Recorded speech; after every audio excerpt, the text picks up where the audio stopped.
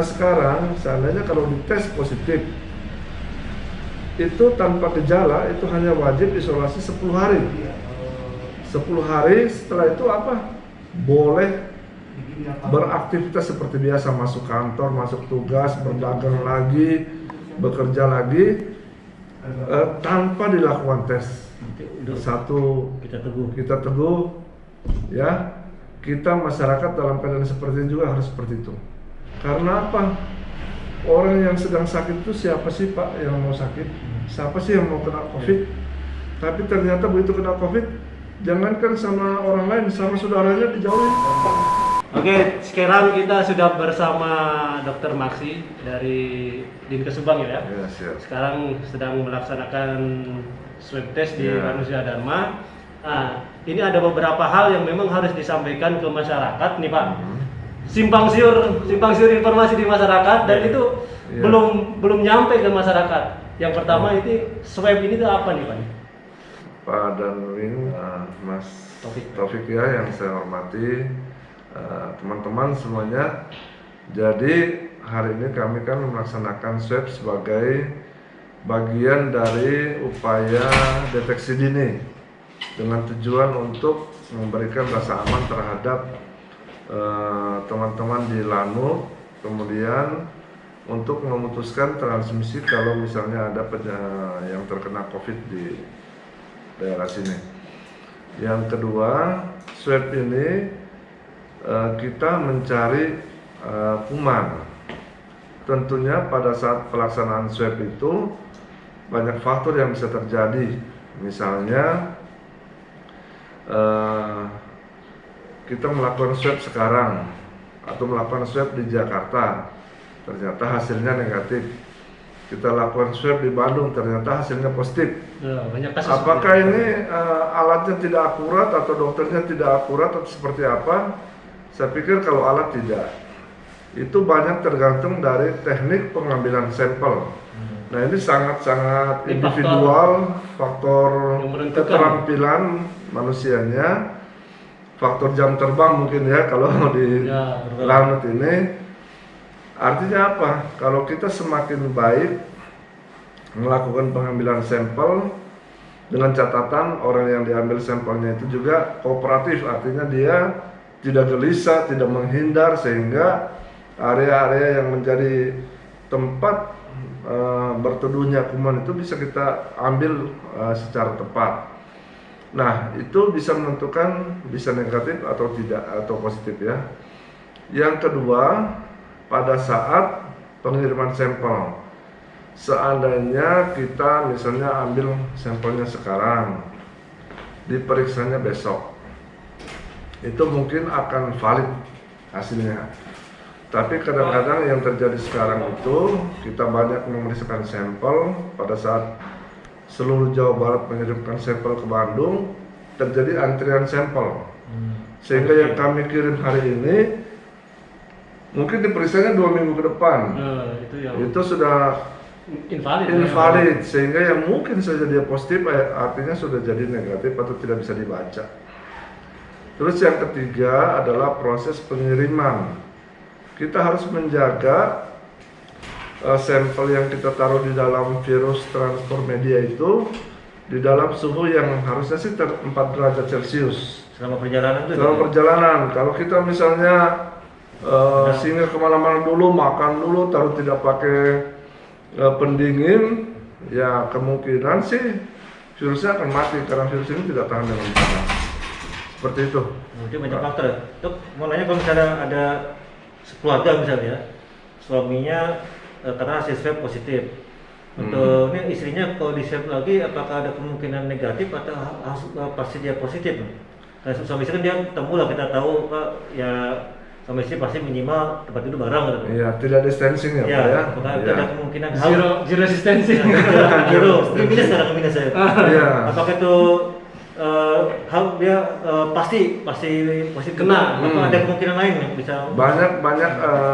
Banyak kejadian yang kami tangani kasusnya. Misalnya kan begitu ada yang positif, kami lakukan tracing nih, pendataan, termasuk keluarga sampai ke anak-anaknya. Banyak kasus itu memang ada juga anak istrinya kena, tapi ada juga anaknya misalnya 3 hanya 1 yang kena, Mungkin atau istrinya tidak kena. Nah ini memang bervariasi apa namanya ya kemungkinan karena dari tadi itu pertama tadi tidak kontak erat. Kontak erat itu sebenarnya gini, kita pernah berbicara kurang dari 1,5 meter dengan waktu lebih dari 15 menit, itu namanya kontak erat. kontak erat ya. Ya, jadi kalau misalnya komandan hanya say hello, ketemu itu, oh itu bukan kontak erat tuh, kemarin saya ketemu di pintu, oh enggak tuh. Enggak. Bicara minimal kurang dari 1,5 meter, Waktu ya. lebih dari 15 menit tanpa menggunakan masker. Itu namanya kontak erat. Kalau menggunakan masker, Bukan Ya, resikonya berkurang. kurang. tapi tetap dikatakan Tetap kontak erat erat. juga, tapi resiko berkurang, akan berkurang. Yang kedua, kemungkinan kenapa bisa negatif misalnya pasangannya yang walaupun satu tempat tidur, itu karena faktor antibodi, ya, atau virus yang masuk kadarnya sedikit sehingga tersupresi dengan antibodi, dia tidak muncul. Tes itu kan ada batas-batas thresholdnya. Artinya kalau kadar sekian dia bisa terdeteksi, kalau tidak dia tidak terlihat, ya seperti itu. Terus yang ketiga tadi faktor-faktor tadi pengambilan sampelnya bisa aja dengan orang yang berbeda, keterampilan beda, cara pengiriman bisa saja memang membuat hasilnya berbeda, seperti itu. Nah, jadi kan saya pernah dengar katanya masuk ke hidung ini kan katakanlah kita coloknya di hidung sisi dinding sebelah kanan misalnya. Nanti virusnya di kiri, itu betul ya? Jadi bisa tidak terambil jadi? Bisa. Memang secara protap yang paling bagus kita mengambil 3 lokasi, yaitu hidung kiri, kanan, sama dari tenggorokan. Itu pun dengan cara yang baik, artinya harus benar-benar lidi itu sampai mentok di dalam. Kalau hanya sebatas di ruang hidung aja tidak akan kena, Pak. Berarti itu butuh kerjasama antara pasien dengan tenaga kesehatan, betul. Butuh kerjasama gitu ya. Iya, analisnya yang mengambil harus betul-betul memang sudah trainingnya bagus. Yang kedua, pasien yang diperiksa juga harus kooperatif. Artinya tidak ada gerakan-gerakan yang menghindar atau melawan, sehingga melawan dalam artian tidak mau sehingga ada refleks gini-gini menyulitkan kita untuk melakukan pengambilan sampel itu. Kadang orang yang lebih sensitif. Sensitif, betul. Ya. Jadi butuh kerjasama semua pihak. Ya. Itu masalah yang immunity nih tadi. Saya menarik. Kalau immunity antibody kita itu, apakah itu menyerangnya virus yang sudah masuk ke paru-paru atau yang masih menempel di sini juga udah diserang sama antibodi kita ya? Jangankan yang menempel di hidung, Pak, menempel di kulit juga bisa diserang oleh antibodi. Ya. Jadi dia tidak harus tunggu ada di paru-paru. Sistem itu udah bekerja mulai dari kulit sampai ke bagian dalam. Jadi kasus tadi yang disampaikan Danwing itu, ya, yang istrinya sedang antibodinya tinggi, sedangkan suaminya ini kemungkinan besar memang antibodi kuat ya Pak ya? Iya, kemungkinan besar. Virusnya masuk sedikit, antibodi kuat, jadi dia tersupresi, tertekan. Ya, betul. Terus kalau sekarang swab nih saya swab sekarang. Iya. Setelah itu apa yang harus dilakukan nih? Setelah swab isolasi ya? Sebenarnya sebaiknya ya orang yang di swab itu harusnya dia isolasi secara mandiri. Tapi agak sulit, Komandan, kalau misalnya kalau di institusi nih, misalnya ASN, TNI, itu sangat mungkin. Tapi kalau misalnya saya swab pedagang, Pak. Oh, yang tiap hari kerja ya? Iya. Mereka kan duduk, saya cari uang dari mana nih? Makan tiap hari di situ Makan ya? dari situ, saya di pasar dagangnya. Kalau kita berlakukan protokol itu memang agak sulit untuk masyarakat yang di luar institusi. Ya, kalau di institusi kan perintah dari atasan bisa inilah ada yang menghandle kerja. Tapi kalau yang pribadi kayak gitu agak sulit. Susah. Ya. Itu isolasi itu 10 hari sekarang, bukan 14 hari lagi. Iya, betul, Komandan. Jadi dalam pedoman Kemenkes tentang penanganan COVID revisi yang kelima, kita sudah 5 kali revisi protap sesuai dengan perkembangan ilmu yang terjadi. Itu sekarang misalnya pada saat dites ini positif, kita bagi dua, ada yang tanpa gejala, ada yang Dengan gejala. dengan gejala. Kalau yang dengan gejala, gejalanya apa saja sih? Bisa dia batuk, pilek, sakit tenggorokan, sesak napas, panas dingin. Ini wajib dirawat di rumah sakit. Tapi kalau dia tanpa gejala, artinya positif tapi tidak mengeluh sakit apapun, itu sebenarnya wajib isolasi mandiri di rumah selama rumahnya itu memenuhi syarat. Memenuhi syarat itu seperti apa? Bukan harus rumah yang mewah atau yang bagus. Memenuhi syarat itu artinya dia tidak boleh berinteraksi dengan keluarga yang lain. Tapi kan masyarakat kita tidak semua punya rumah seperti itu, Pak, ya. Jadi ada yang rumahnya cuma satu ruangan segitu-gitunya. Ruang tamu di situ, dapur di situ. Nah, kita akan melihat begitu dia positif, kita lihat, petugas kami akan lihat. Kalau tidak memenuhi syarat, kami anjurkan untuk isolasi terpusat di mana? Di rumah sakit. Ya, atau kalau misalnya Walaupun OTG ya? Walaupun OTG. Karena tidak ada Iya, betul. karena gini, Karena tidak banyak tempat ya. memungkinkan. karena kalau isolasi mandiri yang tidak memenuhi syarat kita terus Dia biarkan, akan muncul yang namanya klaster keluarga, Pak. Klaster keluarga muncul dari isolasi mandiri yang tidak memenuhi syarat dan tidak patuh. Iya. Jadi banyak juga yang memang memenuhi syarat tapi orangnya tidak patuh. Iya, betul. Terpisah tapi malam hari kumpul. Jadi masalah baru ya. Masalah baru, ya. Jangan sampai ada pemahaman bahwa kami orang kesehatan bisa mengatur hasil, ya. Sengaja dipositifkan supaya honornya, insentifnya ada banyak. Itu sama sekali teman-teman tidak betul. Karena ya kenyataannya juga kami sampai sekarang insentifnya juga belum. Jadi itu ulang dong ya. Itu ulang itu. Berarti kita jadi tahu sekarang banyak perkembangan ya, ternyata banyak faktor yang juga menggagalkan ya. Iya. Bisa mengalami hasil tes. Berarti kita harus yakin lah Dr. Maxi dengan timnya ini ya ilahi ta'ala ya. Iya, Jadi betul. itu faktor kegagalan itu bukan faktor dari alam, Iya, betul. faktor lain. Faktor lain. Tadi kalau 10 hari itu di isolasi itu, Ya. itu pertimbangan apa yang menjadikan ini jadi 10 hari ini? Ya, baik, ini ada perkembangan yang sangat signifikan. Kalau dulu kan Mas Taufik sama Pak Darwin ya, kita mengenal yang namanya orang dinyatakan sembuh itu adalah orang yang dites PCR 2 kali negatif, 2 kali berturut-turut negatif, itu baru sembuh. Makanya kami di sini punya pengalaman ada 4 orang ya yang swabnya sampai 10 kali, 1 orang 11 kali. Kebayang Pak, ada 1 kali juga kurang nyaman, ini 11 kali. Rekor ya? Dia sampai bilang, aduh kalau gitu saya mau asap bedok ini kalau nggak 11 kali atau 12 kali. Sampai nangis ya. Iya. Jadi kenapa seperti itu ya? Namanya ini adalah penyakit yang baru. Dokter-dokter, para peneliti juga sambil menangani, sambil meneliti, sehingga muncullah revisi-revisi sampai revisi kelima. Nah sekarang di revisi kelima ini diatur dengan lebih simpel dan lebih berani menurut kami. Sebab kalau yang dulu kan berbulan-bulan orang di rumah sakit tuh ada yang sampai 2,5 bulan karena menunggu swab 2 kali negatif.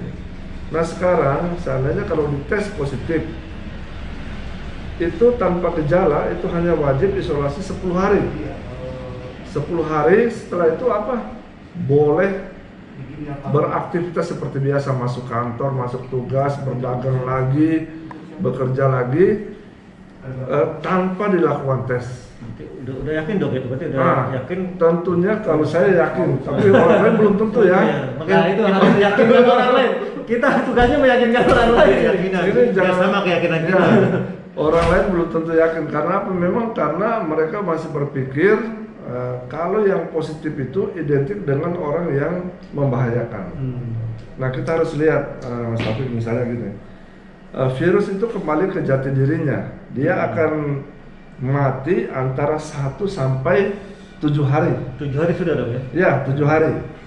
Makanya WHO merekomendasikan untuk mengambil batas aman 10 hari masa isolasi supaya istilahnya kalau virus ada yang umur panjang lah sampai 8 hari, 9 hari itu masih bisa di-cover dengan yang 10 hari itu. Nah, ada yang bertanya tentunya, kalau setelah 10 hari, dok ini masih positif, apa sudah negatif? Dua-dua kemungkinan bisa. Kalau negatif tentu masyarakat aman. Kalau positif belum tentu juga tidak aman. Karena gini, ternyata setelah 7 hari dia kan akan pecah kuman ini. Begitu dites hari ke-10 bisa aja positif. Apa yang membuat positif adalah bangkai kumannya. Karena mesin PCR ini tidak bisa membedakan antara kuman yang masih utuh komandan dengan kuman yang sudah pecah-pecah. Padahal yang menularkan penyakit ke kita adalah kuman yang masih utuh. Yang pecah-pecah ini menularkan namanya imunitas. Jadi harusnya masyarakat kalau ada warganya yang sudah 10 hari, jangan takut dia berkeliaran, dekatin dia, jangan jauhin. Berarti dia sudah bawa, Ya, dia kuman yang membawa sudah berkah bagi kita. hancur Ya, ya? kita akan mendapatkan imunisasi secara alami. Artinya kita bisa positif, bisa, tapi tidak sakit karena yang dideteksi kalau kita tertular itu adalah pecahan kuman. Berarti kebanyakan orang yang mungkin terdeteksi tapi masih sehat mungkin kemungkinan dari sini bisa jadi itu. Fenomena OTG yang banyak sekarang ini kemungkinan adalah dia sudah berinteraksi dengan orang yang sembuh atau orang yang sudah pernah kena dan dia mendapat pecahan kuman itu. Sehingga dia tidak merasa sakit. Berarti secara alat ada virus walaupun tidak Iya, hancur. kalau dites positif karena kita tes kan Ada antigennya. Antigennya. Ada masuk. Tapi tidak menyebabkan sakit. Kenapa? Karena yang masuk udah hancur-hancur. Mati. Kuman mati. Bangkainya virus ya bisa Kita kembali ke prinsip imunisasi. Kita kan kalau di imunisasi nih anak-anak bayi kita atau kita juga ya hepatitis B, BCG, DPT, polio dan segala macam. Apa sih yang dimasukin itu? Adalah kuman yang sudah dimatikan atau yang dilemahkan. Sama nggak dengan yang disebarkan oleh pasien yang sembuh? Sama. Cuma itu melewati teknologi, ini mah yang alami. Karena sampai sekarang kita belum mendapatkan vaksinnya. Jadi sebenarnya secara alami pun yang orang-orang luar itu kemungkinan besar itu sudah terjadi secara alami. Oh, sudah. Yang kena tetapi imunitas tinggi setelah 7 hari katakanlah, Ya. dia udah pecah, dia bergaul dengan orang lain. Nah, ini yang disebabkan adalah yang herd immunity itu pada akhirnya. Betul, itu yang namanya konsep herd immunity yang digaungkan oleh WHO. Dan orang-orang ini saya berharap sih masyarakat tidak menolak, tidak meragukan, mereka harus beraktivitas, mereka juga punya hak asasi. Secara protokol mereka sudah memenuhi syarat, ya kita harus legowo lah, ya kita harus melihat sisi baiknya saja. Karena ini adalah kajian-kajian para ahli yang memang disampaikan kepada kami. Tidak mungkin Kementerian Kesehatan atau WHO itu membuat satu hal yang merugikan masyarakat. Mungkin ada pertanyaan lagi, Bona? Terima kasih nih Bapak. Terima kasih banyak wawasan yang baru, terutama untuk masyarakat awam yang di internet itu hoax-hoaxnya banyak sekali nih, informasi yang biasnya itu. Dengan adanya penjelasan dari Dr. Maksi ini, diharapkan nanti masyarakat itu bisa memahami apa yang terjadi nih. Jadi mungkin sebelum kita closing ada dari Pak Maksi untuk disampaikan ke masyarakat bagaimana cara terbaik untuk menangkal COVID ini. Ya, dari kami menyatakan gini, kalau semboyan di TNI kan itu bersatu, kita teguh, ya, kita masyarakat dalam keadaan seperti ini juga harus seperti itu. Kita harus kompak. Jangan sampai fenomena-fenomena yang yang terjadi yang dahulu itu terulang lagi. Karena apa? Orang yang sedang sakit itu siapa sih Pak yang mau sakit? Siapa sih yang mau kena COVID? Tapi ternyata begitu kena COVID, jangankan sama orang lain, sama saudaranya dijauhin Pak. Iya, janganlah. Kita harus memberikan support karena mereka sangat membutuhkan support kita, perhatian kita, walaupun kita tidak membantu secara materi, minimal kita tidak mengusir mereka dari kampungnya sendiri, dari rumahnya sendiri, dan masyarakat di sini dapat mengambil bagian sebagai pahlawan untuk sesamanya.